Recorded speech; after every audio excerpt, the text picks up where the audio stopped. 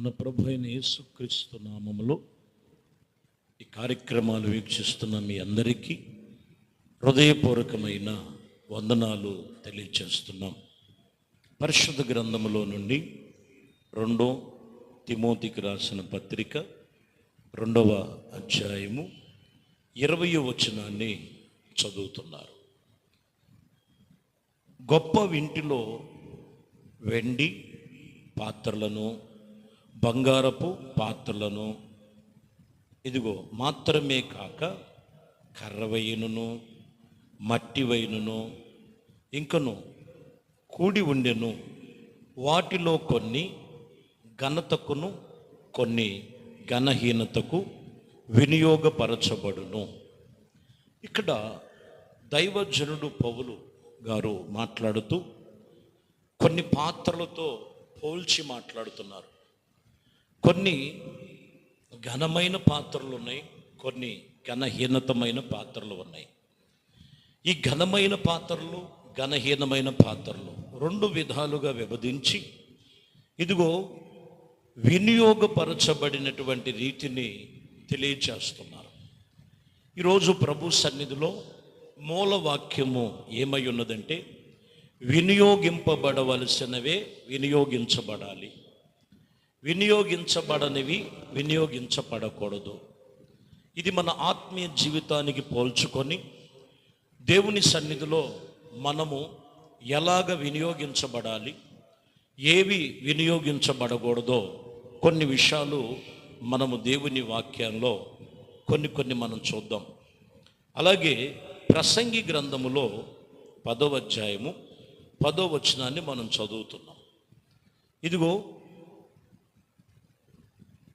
ఇనుము ఆయుధము మొద్దుగా ఉన్నప్పుడు దానిని పదును చేసిన ఎడల పనిలో ఇదిగో ఎక్కువగా బలము వినియోగింపవలెను.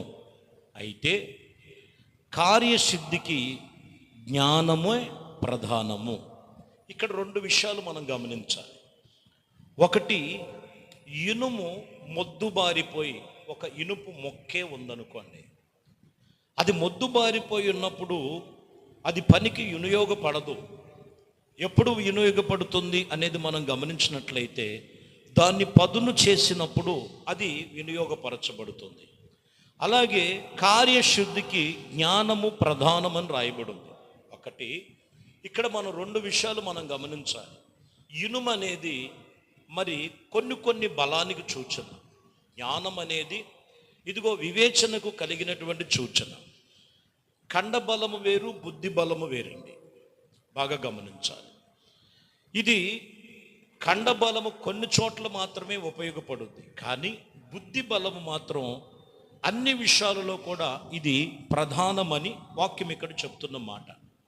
కాబట్టి ఇక్కడ మనం గమనించాలి, ఈరోజు చాలా మట్టుకు ఈరోజు దేనిని ఉపయోగిస్తున్నారంటే వారి బలాన్ని, వారి ఆలోచనని, వారికి ఉన్నటువంటి ప్రతి విషయములో. కానీ ఇక్కడ ప్రభు చెప్తున్నటువంటి విషయములో కార్యసిద్ధికి జ్ఞానమే ప్రధానము. అంటే జ్ఞానమునే మనము ఉపయోగించవలసిన వారమై ఉన్నాము. కానీ జ్ఞానము లేకోకుండా ఉట్టికినే బలముతో వెళ్ళిపోయాము అనేటువంటి విషయములో ఉన్నట్లయితే ఏదో ఒక విషయంలో బలహీనమైపోతారు. ప్రియమైన దేవుని బిడ్డలారా, వాక్యం చెప్తున్న మాట. ఎందుకంటే యోధా పత్రికలో 1వ అధ్యాయములో 10వ వచనం, ఒకటే అధ్యాయం ఉంటుంది, 10వ వచనంలో చూడొచ్చు. వీరైతే గ్రహింపలేని విషయమును గురించి దేశించువారై వివేక శూన్యము గల మృగముల వంటి వారై స్వభావమును స్వాభావికముగా ఎదురుగా వాటి వలన తాము నాశనము చేసుకొనుచున్నారు. దేవుని వాక్యం చెప్తున్నటువంటి మాట, ప్రియమైన దేవుని బిడ్డలారా, వీళ్ళు ఎలా ఉన్నారంటే వివేచన శూన్యము గలవారై ఉన్నారు. వివేచన లేదు, ఆలోచన లేకోకుండా వారు ఎలాంటి స్వభావం అంటే మృగ స్వభావము గలవారై ఉన్నారు. ఏమై ఉన్నారంటే తాము నాశనము చేసుకునే పరిస్థితి. కొంతమంది వినియోగపరచవలసినవి వినియోగపరచుకోలేనివి ఏంటంటే తెలివి లేక, వివేచన లేక, ఆలోచన లేక దైవికమైనటువంటి స్వాభావికమైనటువంటి దేవుడిచ్చినటువంటి జ్ఞానమును ఉపయోగించక తొందరపడి నిర్ణయాలు ఏమవుతుందండి ఇక్కడ అంటాడు కదా, వారు నాశనము తెచ్చిపెట్టుకుంటున్నారు. చాలామంది జీవితంలో అదే. ఇదిగో తొందరపడి వినియోగము లేనివి, వినియోగపరచకూడనివి వినియోగపరచడం వలన వారు నాశనము తెచ్చుకుంటారని వాక్యం చెప్తున్నమాట. సామెతల గ్రంథములో 30వ అధ్యాయములో 25వ వచనాన్ని మనం చదువుతున్నాం. 30వ అధ్యాయం 25వ వచనం. చేములు బలమైనవే, మరి మనం చూస్తే బలమైనవి జీవులు అయినను అవి వేసవి తమ ఆహారమును ఇదిగో సిద్ధపరుచుకొనుచున్నవి. ఇక్కడ మీరు గమనించాలి, చేములు బలహీనమైనటువంటి జీవులు ఇవి. ఇక్కడ కొన్ని జీవులు మనం చూడొచ్చు. 24, 25, 26, 27 వచనాల్లో 28 వరకు కూడా కొన్ని జీవుల గురించి, ఒక్కొక్క జీవు గురించి ఒక్కొక్క స్వభావము అక్కడ ప్రభు రాసినటువంటి మాటలు మనం చూడొచ్చు. ఇక్కడ మనం గమనించినట్లయితే చీమలు బలహీనమైనటువంటి ప్రతి విషయంలో బలము లేనివిగా ఉన్నవి, కానీ అవి వేసవి కాలంలో తమ ఆహారాన్ని ఎలా సిద్ధపరుచుకుంటున్నాయో, ఎలా వినియోగించుకుంటుందో మనం చూడాలి. అంటే ఇక్కడ మనం గమనించాలి, చిన్న జీవి అయినను కూడా, అది బలము లేనివి అయినను కూడా అవి ఎలా వినియోగించుకుంటున్నాయి అంటే, వాక్యం చెప్తున్నటువంటి మాటలో వేసవి కాలంలో దానికి ఆహారాన్ని సమకూర్చుకునే విషయంలో అంతగా వినియోగపరుచుకునేటువంటి రీతిగా. అందుకనే సామెతల గ్రంథంలో కూడా అంటాడు సేమల గురించి. 6వ అధ్యాయం 6వ వచనంలో మనం చదివితే, సోమరి సేమల యొద్దకు వెళ్ళుము, వాటి నడతను కనిపెట్టి జ్ఞానం తెచ్చుకో. వాటి యొక్క నడత మీరు చూడండి, వాటిలో కూడా మీరు నేర్చుకోవలసిన జ్ఞానం ఉన్నవి. అవి చిన్న జీవులైనా కావచ్చు, అవి బలహీనమైనటువంటి జీవులు కావచ్చు, అయినను కూడా వాటి యొక్క వినియోగం అంటే సమయమును ఎలాగా వినియోగపరుచుకుంటున్నాయో. అలాగనే మనం గమనించినట్లయితే 20వ అధ్యాయం సామెతల్లో 4వ వచనంలో కూడా చూడొచ్చు. ఇదిగో విత్తనములు వేయు కాలమున సోమరి, ఇదిగో ఎలా ఉన్నాడంటే, సోమరి దున్నడు, కోతకాలమందు పంట కూర్చుకునేవాడు విచారించినప్పుడు వానికి ఏమీ లేకపోయాడు. దున్నవలసిన సమయములో కాలములో సమృద్ధిగా పొందుకుంటాడు. అంటే ఇచ్చినటువంటి సమయములో మనం వినియోగపరుచుకోవలసినవి ఉన్నాయి. ఇదిగో ఈ వ్యక్తి సోమరితనంగా ఎప్పుడైతే ఉన్నాడో, సోమరితనముగా తన కోతకాలమందు పంటను కూర్చుకోవాలని అప్పుడు బయలుదేరాడు. కానీ వేయవలసిన సమయంలో విత్తనములు వేయాల్సిన సరైన సమయంలో విత్తనములు చల్లకోకుండా ఇతను సోమరితనంగా ఉన్నాడు. కానీ పంట కాలమందు మనం చూసినట్లయితే విచారించాడు, కానీ వానికి ఏమీ లేకపోయినట్లుగా రాయబడు. చాలామంది జీవితాల్లో కూడా ఈరోజు వాక్యం చెప్తున్న మాట, నువ్వు వినియోగింపబడవలసింది ఏంటంటే, దేవుడితో నీకు వయస్సు ఉండగానే, దేవుడు నీ కుటుంబం ఇచ్చినడుగు ప్రతి విషయంలో కూడా దేవునితో నువ్వు ఎంతవరకు ఆయనలో వినియోగించుకోవలసినవి అవే లెక్కలోకి వస్తాయి. దేవుని కాదని నువ్వు రోజు సంవత్సరాలు విరోధంగా వెళ్ళిపోయినా నువ్వు ఎంత చేసినా అవి లెక్కలోనికి రావు. వినియోగపరుచుకోవలసినవి వినియోగపరుచుకోవాలి.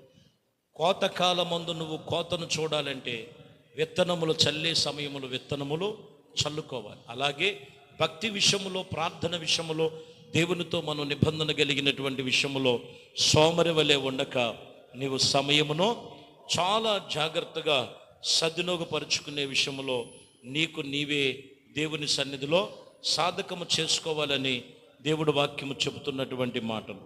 ఇంకను మనం గమనించినట్లయితే 24వ అధ్యాయములో 31 ఉంటుంది వచనములో మనం చూస్తే, సామెతల గ్రంథములో, ఇదిగో దాని ఎదుట ముళ్ళ తొప్పలు, బలు రాకాశ చెట్లు, ఇదిగో వాటిలో గుబురులుగా వాటి ఉన్నట్లుగా రాయబడి ఉన్నది. కారణం ఏంటంటే, ఇదిగో వారి యొక్క జీవితం ఎలా ఉన్నది అనేది మనం చూస్తే, వినియోగించుకోవలసింది వినియోగించుకోక, దేవుడిచ్చిన వయస్సుని, దేవుడిచ్చినటువంటి సమయాన్ని, దేవుడిచ్చిన కుటుంబాన్ని, దేవుడిచ్చినటువంటి ఆత్మీయ పనిని దేవుడి సన్నిధిలో ఈరోజు వినియోగపరుచుకునేది ఎలా అనేది మూలవాక్యములో ఇదిగో కొన్ని విలువైన పాత్రలు ఉన్నాయి, కొన్ని విలువ లేని పాత్రలు ఉన్నాయి, కొన్ని ఘనమైన పాత్రలు ఉన్నాయి, కొన్ని ఘనహీనమైన పాత్రలు ఉన్నాయి. కానీ వినియోగపరుచుకోవలసినవి ఖచ్చితంగా సమయమును, దేవుడిచ్చిన సమయాన్ని వినియోగపరుచుకున్నట్లయితే ప్రభు చెప్తున్న మాట, ఇదిగో నీవు ఖచ్చితముగా దేవుడి సన్నిధిలో ప్రభు దగ్గర పొందుకోవలసినవి పొందుకోగలుగుతావు. వినియోగించేటువంటి కొన్ని విషయాలు చేతకాక సమస్తము కోల్పోయి అజ్ఞానుల వలె కొందరు నిలిచి ఉంటారు. ఈరోజు అజ్ఞానుల వలె కాక దేవుడు వాక్యమును బట్టి ఇచ్చిన నీ జీవితం, ఇచ్చిన నీ కుటుంబము, ఇచ్చిన నీకు కలిగిన సమస్తం అన్ని విషయంలో ఖచ్చితంగా ఆత్మీయ జీవితంలో వినియోగపరుచుకో. దేవుడు అన్ని విషయాలలో నిన్ను ఆయన ఒక ఘనమైన పాత్రగా ఆయన చెయ్యునుగాక. ప్రార్థన చేద్దాం. పరిశుద్ధుడా, ప్రేమ కలిగిన తండ్రి, దయగలిగిన మా ప్రభువా, మీ శ్రేష్టమైన అతి పరిశుద్ధ నామమును బట్టి మీకు వందనాలు. ఇదిగోనైనా కొన్ని పాత్రలతో పోల్చి వినియోగపరుచుకోవాలి, వినియోగపరచబడాలని వాక్యం చెప్తున్న మాట. ఇదిగోనైనా ప్రతి ఒక్కరి జీవితం దేవుని సన్నిధిలో, దేవుని మందిరములో, దేవునితో సహవాసములో ఎలా వినియోగపరుచుకుంటున్నారు? కొందరైతే నెలకొకసారి, కొందరైతే సంవత్సరంలో ఏదో గుర్తొచ్చినప్పుడు. అలాగ కాదు, ప్రతి దినము దేవుని సన్నిధిలో వినియోగపరుచుకునే పాత్రలుగా, 6 దినాలు పనిచేసి 7వ దినం మీ సన్నిధిలో వినియోగపరుచుకునే పాత్రలుగా ఉండటానికి సిద్ధపరచండి. సోమరులు కాక, ఇదిగోనైనా నా ప్రభువా, చీమలు బలహీనమైనటువంటి మరి జంతువు, మరి అలాగ చూస్తే మనం గమనించినట్లయితే ప్రభువా, మరి వాటి యొక్క బలహీనతలో ఉన్నప్పటికీ ఎలాగ వినియోగపరుచుకొని, ఎలాగ వాటి ఆహారాన్ని సమకూర్చుకున్నాయో అలాగనే ఇదిగో నేను సోమరులతో చెప్తున్నా, ఆత్మ సంబంధమైన సోమరతనాన్ని తొలగించండి, ఆత్మ సంబంధమైన భ్రష్టత్వాన్ని తొలగించి ఆత్మీయతలో మరింతగా సిద్ధపరిచి బలపరిచి సమయమును వినియోగించుకునేటట్లుగా ప్రతి ఒక్కరికి మీ కృపలో స్థిరపరచమని నజరేయుడైన యేసు క్రీస్తు నామములో ప్రార్థించి వేడుకొనుచున్నాము తండ్రి. ఆమేన్. ప్రభు మిమ్మల్ని దీవించి ఆశీర్వదించునుగాక. ఆమేన్.